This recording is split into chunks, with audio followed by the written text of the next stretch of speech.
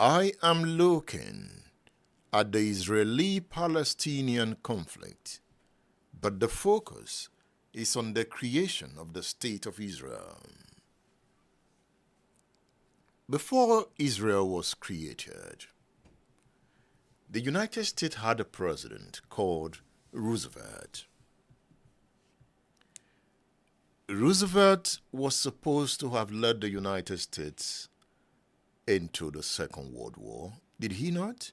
But he died at some point. He died before the end of the war. And his vice, Harry Truman, became the President of the United States. So while Roosevelt was in charge, he implemented to a good extent the Monroe Doctrine. The Monroe Doctrine at the time was a statement to check the recklessness of Germany.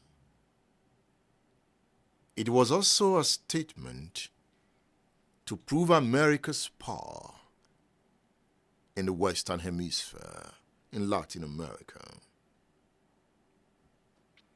The principles of the Monroe Doctrine also influenced that of Harry Truman. Just as under Truman, the focus was the Soviet Union.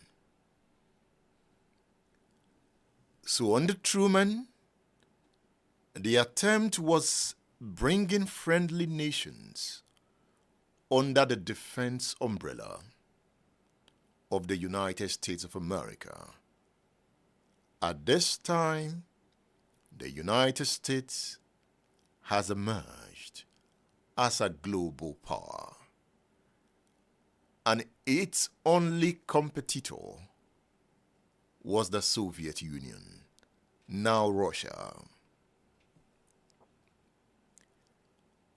So under Harry Truman, there was the Truman Doctrine. It was a program of assistance worth $400 million extended to Greece and Turkey. But Western Europe needed a special intervention to revamp its ailing economy devastated by World War II. When I talk about Western Europe, I talk about Britain, I talk about France, you talk about Italy. These are countries of the West. At the end of World War II, they were weakened from the war.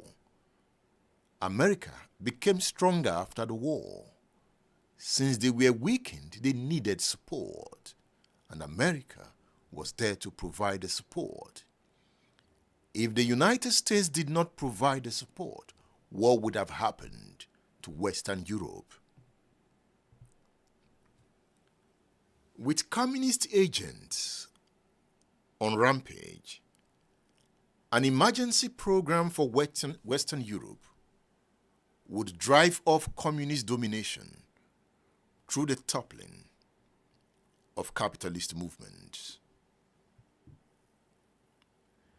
This would have been easy because of the desperation of Europeans to find jobs and eke out a living. You could see the way Africans are braving the Mediterranean, wanting to go into Europe in search of greener pastures. At the end of the war, World War II, Europeans were also desperate. They were ready to move into Russia just to survive. America didn't want that because Russia was a communist country while America was a capitalist country. Any attempt to allow the communist alternative would have given the people of Europe a choice of ideology. Are you with me in this class? The Truman government initiated the Marshall Plan, named after United States Secretary of State George Marshall. Announcing the plan in 1947, Marshall said it was an exercise to help restart the European world on its way to recovery. So Tinubu wants that kind of plan for Africa. The point is that Western Europe needed to survive communist adventures for it to continue to buy United States products.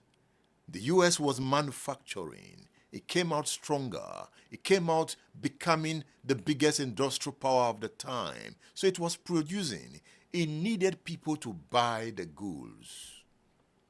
And Europe was that market. But Europeans needed to be empowered to be able to spend. So nothing goes for nothing. You can see the strategy. Why am I discussing the Marshall Plan? I want to create a broader understanding of the Israeli question, and I will connect it as I go. Leave your comments. You can call the studio line at some point. The Marshall Plan, perhaps the most successful U.S. foreign policy program in history, offered American military and economic assistance to promote free market economies with Europe. The program that was dispersed through the Economic Cooperation Act of 1948 eventually re-established Britain, France, West Germany to their great power status. The Marshall Plan concretely defined the Cold War and expanded America's influence in world politics. The formation of the North Atlantic Treaty Organization, NATO, in April 1949 apparently confirmed the intention of the United States to apply its military power in defending its capitalist allies. If you look at the ongoing war between Russia and Ukraine, it was born with the Marshall Plan. It was there even before the Marshall Plan. But the Marshall Plan gave birth to NATO, and NATO is the biggest backer of Ukraine in the ongoing Russian-Ukrainian war. It's a subject of history. The radio man is discussing international affairs on state affairs. I'm giving you a background history of how the State of Israel was created, leading to the ongoing conflict between Israel and Palestine.